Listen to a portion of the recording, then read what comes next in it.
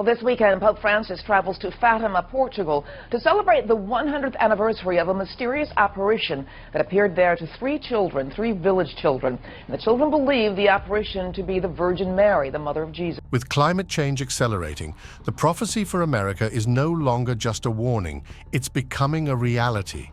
From extreme weather events to environmental disasters, the signs are all around us. Are we witnessing the beginning of the end? Only time will tell, but it's clear that immediate action is necessary to prevent further irreversible damage to our planet and future generations. 7. The sky is turning blood. In San Francisco and along the West Coast, the skies turned an orange-red as smoke from numerous wildfires obscured sunlight. Residents described waking up to what many termed a doomsday or apocalyptic morning. There's a verse in the Bible, Acts 2:19, that goes, "I will show wonders in the heavens above and signs on the earth below, blood and fire and billows of smoke. The sun will be turned to darkness and the moon to blood before the coming of the great and glorious day of the Lord." This makes you think that when the sun rises and sets, it might mean more than just a pretty view. It could hint at bigger changes happening in our world. As we deal with so many tough times, like climate change, the pandemic, social issues, and constant political drama, people are feeling lost. Some think the dark skies reflect the struggles we're facing globally. According to NASA, the smoke from the fires lets the longer wavelengths of sunlight, like reds and oranges, shine through while blocking out shorter wavelengths like yellow and blue. This is why the sky looks so fiery. The same thing happens during sunrise and sunset when the sun is low on the horizon and has to pass through more of the atmosphere, filtering out the shorter wavelengths and letting the reds and oranges shine through. Anyone who was in the Bay Area almost 3 years ago remembers the day this happened, when the sky turned orange. We're heading from Oregon to California, where those historic wildfires are burning almost out of control. If you were in the Bay Area about 3 years ago, you probably remember that crazy day when the sky turned orange. The US is known as the most powerful country on the planet, but right now, it feels like something big is brewing here that could change everything in ways we never saw coming. Political tensions are escalating. The US presidential election is in its final stretch, and nature seems to be raging against the country as a series of natural disasters strike. Amid this chaos, many Americans have noticed a strange phenomenon as the sky over the US suddenly turned a fiery red. As we think about America's place in what some are calling end-time events, a big question pops up. What role does the United States play in Bible prophecy? Are we really on the edge of an apocalyptic situation? Is Christ's return just around the corner? 6. What is happening to America? What is happening to America? This recent downturn in the United States has become apparent through various factors, including a severe economic crisis. Many developments are currently creating unrest within the country, including the upcoming presidential election and the reactions from Russia, China, and the Middle East. These nations are watching the potential tensions that could arise in America, which plays a crucial role in international relations. Not only that, 2 failed assassination attempts targeting Donald Trump have also left many wondering whether this is a sign of the end of a great empire. Recently, the United States has been facing consecutive natural attacks with major storms continuously hitting and having a widespread impact on the country.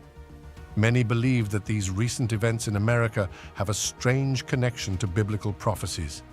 People are talking a lot these days, and while some skeptics are rolling their eyes, more people are starting to think that the prophecies in the Bible might actually be getting close to coming true. Some believe that the US could face some serious trouble in the last days. In Daniel chapter 7, there's talk about the last week of Daniel, which points to the final days when the Antichrist will take charge on earth. This prophecy suggests that certain signs will pop up in the last days to show us that the end is near. It gets even more interesting when we look deeper into other biblical prophecies. 5. What does the Bible say about the last days? But even more shocking signs could really shake things up as we think about Jesus' second coming and the end of our current world, which seems like it's headed for some serious trouble. Just like in Noah's time, many people might not see the disaster coming, too busy with their everyday lives until it's too late. Today, we're going to chat about some surprising signs that the second coming of Christ could be closer than we realize, especially right here in America. Matthew 24:6 says, "You will hear of wars and rumors of wars, but see to it that you are not alarmed. Such things must happen, but the end is still to come." In Matthew 24:7, Jesus adds, "For nation will rise against nation, and kingdom against kingdom, and there will be famines, pestilences, and earthquakes in various places."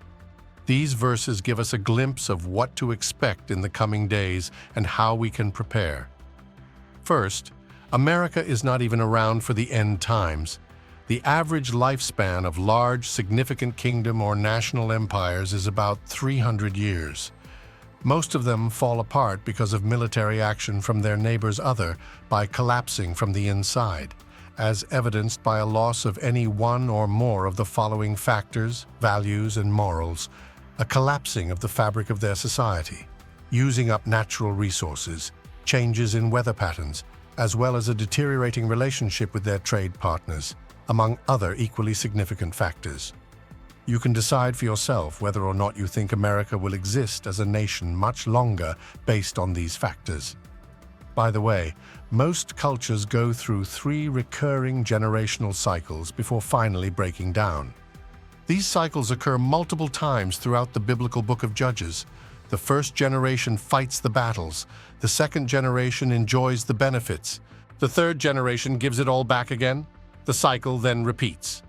Second, if America is still in existence in the final days, she may align herself with the nations united from the territories of the old Roman Empire.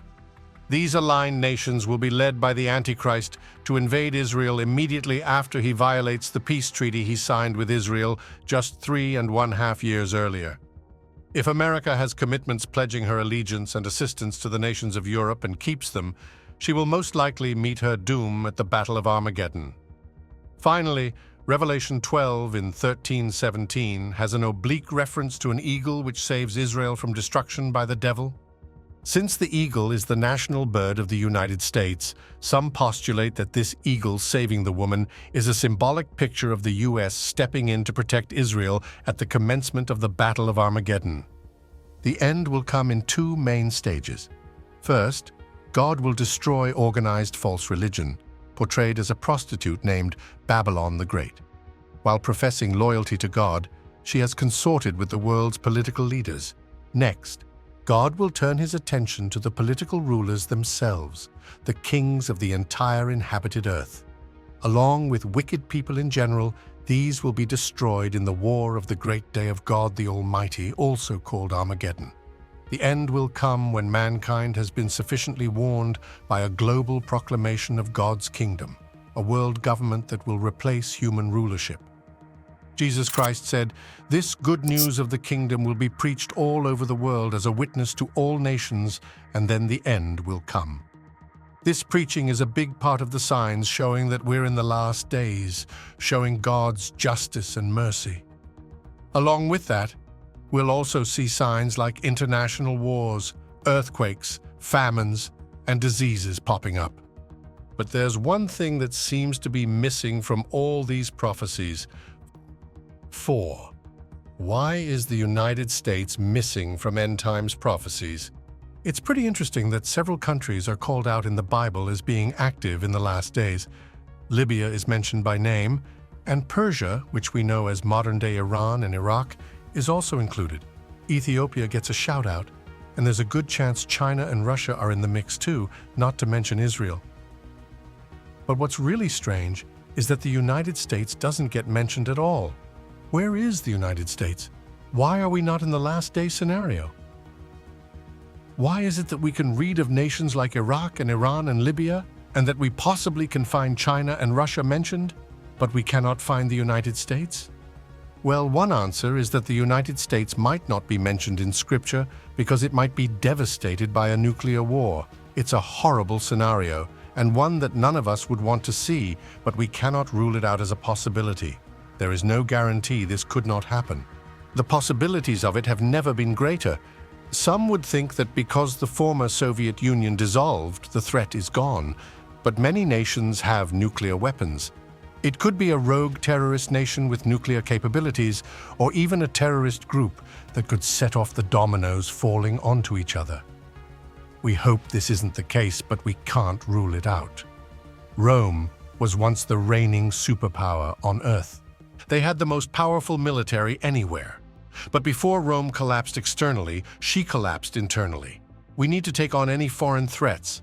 But having said that, what about an internal collapse? The second possible reason our nation might not be mentioned in Scripture is that perhaps we will decline as a world power. That's not to say a revival would eliminate us as a world power, but if our nation had a revival, it would affect us.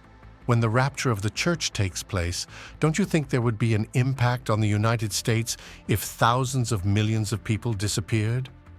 If people in every level of government, the military, the economic sector, business, agriculture, medicine, and communications suddenly disappeared from the face of the earth, it undoubtedly would have a crippling effect on our infrastructure as a nation. When the rapture happens, it's going to affect every country out there. It'll create a huge shift all around the world. This could definitely be what the last days look like for the United States. The Bible informs us that the end will involve destruction. There will be great tribulation that has not occurred since the world's beginning until now. In fact, unless those days were cut short, no flesh would be saved. This doesn't mean that a revival would wipe out the US as a world power, but it would definitely have an impact on us. Just think about it. When the rapture happens, there would be a massive effect on the United States if millions of people just vanished. If folks in all areas, government, military, business, agriculture, healthcare, and communications suddenly disappeared, our nation's infrastructure would take a serious hit. When the rapture occurs, it will affect every country, causing a major shift worldwide. This could be what the last days look like for the US. The Bible tells us that the end times will bring destruction. There will be a great tribulation like nothing we've seen since the beginning of the world. In fact, unless those days are cut short, nobody would survive. This begs the question. 3. Will the United States fall before the second coming of Christ? So, what does the return of Christ mean for believers? It should fill us with hope and confidence because we already know how the story ends and who comes out on top. It should also make us eager to stay faithful when Christ returns and fire us up about our mission, since we know what's at stake for those who don't believe. On the night before he was taken away, Jesus was worried about leaving his disciples to prepare a place for them, and he promised he would come back. Christians believe that history is moving steadily toward God's ultimate plan, which will all come together at the triumphant return of Jesus. When he first came, he was humble, but when he returns, he'll be a victorious warrior leading God's army to fulfill God's purposes. At the end, Jesus will gather his people and bring final judgment on those who don't belong to him. He's known as faithful and true, and he will rule in righteousness, completely in charge.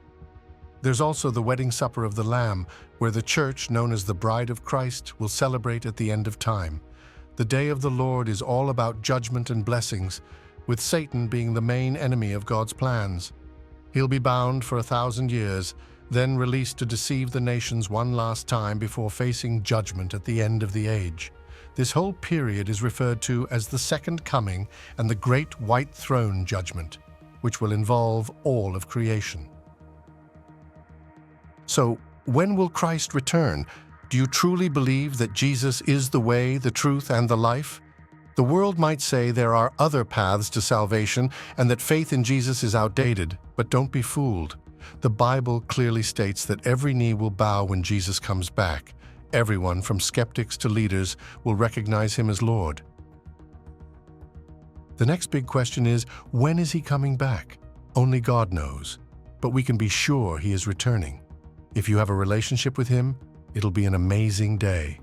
The Bible tells us that after everything is destroyed, God will create a new heaven and a new earth that will last forever. The eternal state is what theologians call the new heaven and the new earth. God will never destroy the new heaven and new earth because it's going to be completely perfect without sin and holy. Only those who are in the Lamb's book of life will be able to live in the new heaven and new earth. In order to be in the Lamb's book of life, you have to have accepted Christ during your life by placing faith in his death, burial, and resurrection. Individuals who did not place faith in Jesus will be cast into the lake of fire along with Satan the Antichrist and the beast after the millennial reign of Christ. The end of the world is the best for all people to be prepared. The best way to prepare for the end of the world is not to store up food, water, or resources. Rather, the best way to prepare for the end of the world is by placing faith in Jesus and accepting him as your Lord and Savior. Other than Christ, one of the biggest figures in the Bible was Fatima, which brings us to our next point. 2. The third secret of Fatima. One of the greatest religious mysteries of the 20th century shocked the Catholic world when it was finally revealed to Sister Lucia. The secret was only opened in 2000 by the Vatican after a 40-year delay. However, many believe the text released wasn't the full truth. Could there be a significant portion yet to be unveiled? Witnesses' accounts hint at a collapse of faith and internal crises within the Catholic Church, leaving many curious about the true secret. The third secret was a tough one for her to share because she wasn't sure if it was God's plan or not, so she decided to keep it to herself. But then, in 1943, Sister Lucia got really sick, and the bishop made her stay in town. He sealed the secret in an envelope and said it shouldn't be opened until 1960, when things would hopefully make more sense. But when 1960 rolled around, the Vatican announced that it was likely the secret would stay locked away forever. It was only on the 26th of June, 2040 years after the date when it was meant to be released, that the Vatican published a text on a mountain passing through a city of ruins, where at the top they were shot by a group of soldiers. But critics claim that the text released by the Vatican isn't the real third secret, or, at the very least, not the full secret. First, Sister Lucia mentioned writing it on one sheet of paper, while the text of the third secret official Fatima archivist for 16 years reports in his book that Lucia tells us she wrote it on a single sheet. Another reason is the indication that the third secret was written in the form of a signed letter to the Bishop of Leiria, while the text of the third secret released by the Vatican is not written in letter form. So if what was released by the Vatican in 2000 wasn't the real third secret of Fatima, then what is the real third secret? Many closely associated with Fatima and the Vatican have spoken on what the real essence of the last secret is. Cardinal Chiappi, who was the personal theologian for Popes John XIII, Paul VI, and John Paul II, had a chance to read the third secret. He mentioned that it talks about how a big crisis of faith in the Church would start at the highest levels. Then in 1984, Bishop Venanzio of Leiria Fatima said that the Fatima secret doesn't mention things like atomic bombs or nuclear weapons. It's really about our faith, specifically the Catholic faith. He pointed out that linking the secret to disasters or nuclear wars totally misses the point of the message. Reverend Dr. Luigi Villa, who was part of the Second Vatican Council from 1962 to 1965, also got a glimpse of the third secret. He noted that the Vatican's explanation left out part of the secret that warned about the decline of the modern Catholic Church. Father Villa said that when he saw the original secret over 35 years ago, it seemed to predict a shocking collapse of both doctrine and morals in the Catholic Church. He believes this is something Vatican officials aren't ready to admit. Cardinal Silvio Audi, who was secretary to Archbishop Angelo Roncalli, who later became Pope John XIII, shared his own thoughts on what the third secret of Fatima might contain. He wondered about the significant events of 1960 and how they might relate to the Fatima secret. He pointed out that the biggest thing that happened then was the start of the preparations for the Second Vatican Council. So, he wouldn't be surprised if the secret had something to do with the council. When asked why he thought that, Audi mentioned that he picked up on Pope John's attitude during their chats. He guessed, though it's just a theory, that the secret might include something pretty unsettling. John XIII called the council with the goal of tackling the problems facing humanity, starting from within the Church. He wanted to focus on achieving a higher standard of living through the work of those who had dedicated their lives to faith. However, he acknowledged that while the council had its positive aspects, there were also a lot of sad things that happened alongside it, like the huge number of priests who left the priesthood, around 80,000 if you can believe it. Audi recalled how Pope Paul VI cried out in anguish back in 1968 about the auto-demolition happening in the Church, saying that Satan's smoke had crept into the temple of God. As Cardinal Audi pointed out, if we look back at 1960, the biggest event in the Catholic Church was the start of the Vatican II Council and the Church's reform efforts. That's why a lot of people believe that Vatican II might be what the third secret of Fatima was talking about. Understanding what those visions meant is seen as pretty important, especially when it comes to avoiding any deception these days. Back in 1917, 3 young shepherds in Portugal said they saw the Virgin Mary, who revealed prophecies that many believe have already come true.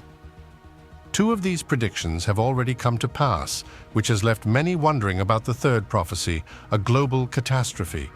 As the year 2024 progresses, speculation grows as to whether this prophecy will be fulfilled. Number 1. The 3 prophecies of Fatima are a series of apocalyptic predictions and prophecies said to have been given to Lucia Santos and her cousins Jacinta and Francisco Marto during a Marian apparition that began on May 13, 1917. The 3 children claimed that they were visited by the Virgin Mary 6 times between May and October 1917. The apparition is now popularly known as Our Lady of Fatima. Lucia explained that on July 13, 1917, the Virgin Mary entrusted 3 predictions to the children. 2 were revealed in 1941 at the request of Bishop José Alves Correa da Silva to aid in a book's publication about Jacinta. Lucia hesitated to reveal the 3rd prophecy, unsure if God had authorized it. In 1943, the bishop ordered her to write it down and seal it, not to be opened until 1960. The text was published by Pope John Paul II in 2000, but some believe it wasn't fully disclosed. The 3 prophecies involve hell, World War I, World War II, and the persecution of Christians. Lucia continued to report visions throughout her life, writing more details in her 1941 memoir. Number 2. The first revelation follows the French prophet Melanie Calva, who saw Our Lady of La Salette in 1846 and wrote the prediction of that event almost 20 years later. Lucia wrote that the prophecy has 3 parts, the first 2 of which she revealed in 1941. The third, however, was not written until January 3, 1944. It is not really what we could consider a secret in our common understanding. It is important to note that this is because in reality, there are not so many prophecies of Fatima as the divination of Fatima. 1. The first prophecy was of hell. Lucia wrote that the Virgin Mary showed the children what hell was like, and even though the vision lasted only a moment, the children said it was almost unbearable. This made them trust in Mary's promise to lead her followers to Christ and save souls from eternal suffering. The second revelation, however, seemed more like what we think of as a prophecy. In this vision, Mary told the children that the ongoing First World War would come to an end. However, she also warned that another world war would follow during the papacy of Pius. The third vision of Fatima has been a major source of speculation because of its mysterious and intense nature. Sister Lucia, who was entrusted with this vision, faced a tough decision about whether to share it. Mary had told her not to reveal the third vision, so in August 1941, Lucia left it out of her memoirs. But in 1943, when Bishop Silva became seriously ill, he asked Lucia to write it down so it wouldn't be lost. Even though Lucia was also unwell, she struggled with the request, torn between obeying her Carmelite vows and Mary's instructions. In October 1943, Bishop Silva formally ordered Lucia to record the third prophecy. Lucia continued to struggle with her decision to write down the third secret. It wasn't until early January 1944, when the Virgin Mary appeared to her again, that she finally agreed. Mary told her to write down the prophecy as the bishop had instructed, but to avoid giving any personal interpretation of it. On January 3, 1944, Lucia wrote down the third part of the vision as ordered by Bishop Silva and the Virgin Mary. She then gave the sealed envelope containing the vision to the bishop, and it remained with him until 1957. In 1957, the envelope was sent to Rome, but it wasn't opened right away. Canon Galamba, an advisor to the bishop, even refused to open it at one point. Lucia had made it clear that the secret was only to be opened upon her death or in 1960, whichever came first. But when 1960 came around, the secret remained sealed, and it wasn't until May 13, 2000, that Cardinal Angelo Sodano publicly revealed the third vision. This happened 83 years after the Virgin Mary first appeared to the children in Fatima, and 19 years after the failed assassination attempt on Pope John Paul II. Cardinal Sodano suggested that the vision was about the persecution of Christians in the 20th century, which culminated in the attempted assassination of Pope John Paul II on May 13, 1981. This date was significant, as it was the anniversary of the first appearance of Our Lady of Fatima. However, some Catholics were skeptical, questioning whether the prophecy had truly been fulfilled. The Vatican eventually released the text of the third vision on June 26, 2000. The vision warned of widespread suffering and chaos due to humanity's disregard for God's commandments. It predicted the rise of destructive weapons, the potential loss of half the human population, and an increase in conflicts, including a war on Rome and internal turmoil within the Church. Natural disasters were also foretold, with earthquakes, floods, and other severe weather events causing devastation. These warnings were said to occur before 2010, offering a chance for redemption for those who chose to repent and embrace divine mercy. One part of the vision that drew a lot of attention was the mention of a bishop dressed in white being killed by bullets and arrows. Many believed this was a prediction of the assassination attempt on Pope John Paul II, but others argued that since the Pope survived, the prophecy hadn't yet come to pass. Cardinal Ratzinger, who would later become Pope Benedict XVI, explained that the vision wasn't meant to show a fixed future, but rather to warn of dangers and encourage change. Another part of the vision mentioned a great war that would destroy everything. Darkness would fall for 72 hours, and after that, a third of humanity would survive and live in a new era of peace. On a very cold night, 10 minutes before midnight, a massive earthquake would shake the earth for 8 hours. This would be a sign that God is in control. The visions of Fatima have been linked to other apparitions, like the ones in Akita, Japan, in 1973. Many believe these messages are interconnected and emphasize the need for prayer, penance, and conversion. Despite the warnings, the exact meaning of the third vision of Fatima remains unknown. Well, that was the prophecy for America that everyone fears will become reality. Which one caught your attention the most? Maybe you know about another prophecy that should have made the list. If so, let us know.